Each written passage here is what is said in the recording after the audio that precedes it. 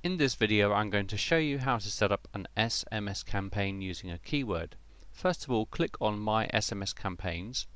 Next, click on Keyword, and then you'll see a number of orange tabs up here. Now, I already have a demo campaign set up, so I'm going to take you through how that works. If you have a number of different campaigns, they'll appear at the top here in the various orange tabs. So let's click on Demo Campaign, and it's loaded up my particular campaign that I'm going to show you now. The first two steps of the campaign you must fill in, and the rest are optional. First of all, I'm just going to show you how to fill in these two steps, and then I'll take you through these optional extras. So in order to edit the step, you need to click on the plus sign here. Here I've given the campaign a useful title that helps me to remember what the campaign is about. Then I've put in a tracking name here, so for example, if you have a sales team with a number of people, you can assign this campaign to each person, and there is a unique keyword as well. If you have a short code, then you can select the keyword from this drop down menu. In this example, I don't. The campaign message is the message that the person receives on their cell phone when they text in the particular keyword that I've got here, demo. Once they do, then they receive this message, welcome to the VIP club. If they've previously done this, then they'll get this message instead, you are already subscribed to our VIP club. When you finish this step, click on the save button. The next step is to choose your phone number. Here I've only got one number on the system, so I select my number, I click update, and then it will appear here on the left hand side, and then I click save. The remaining options are useful, but they're not required. Let me show you how they work. If you want to have double opt-in subscribers, it means that the person texting in must verify that they really do want to receive information, and you can do this in a number of different ways.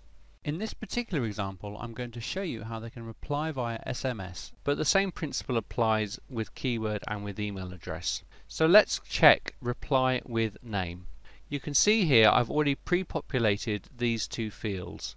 The first one is what they receive on their mobile phone as soon as they text in the keyword demo. And once they've done that, then they will receive an updated message saying, thank you, you're now subscribed to receive updates from us.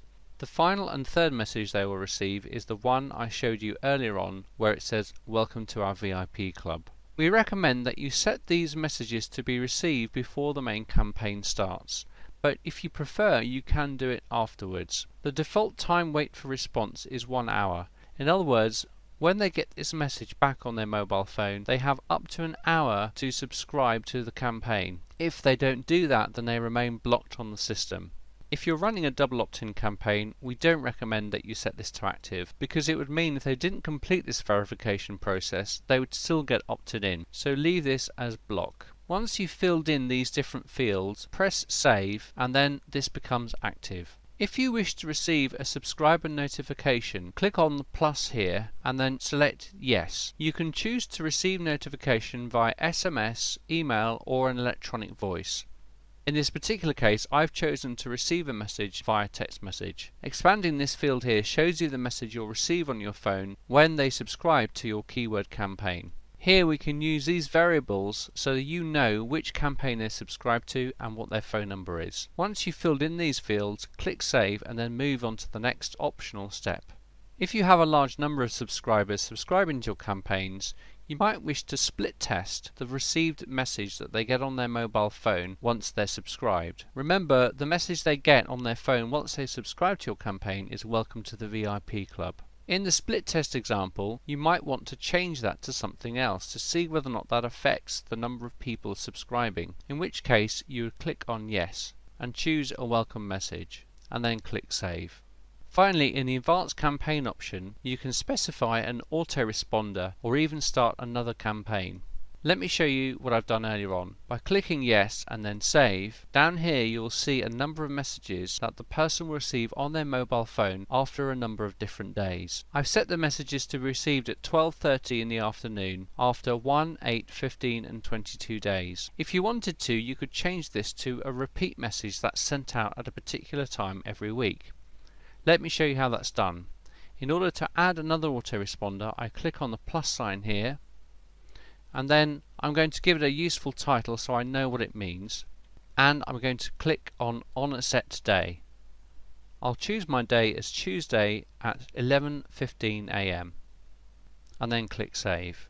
You can see now that this repeat message appears in the sequence. That's campaigns over with. If at any time you wish to delete the campaign, you can click on the plus sign here, then click here to delete the campaign, and you can move the subscribers on to a different campaign if you have one, and you must type in your password in order to verify that you really do want to delete the campaign.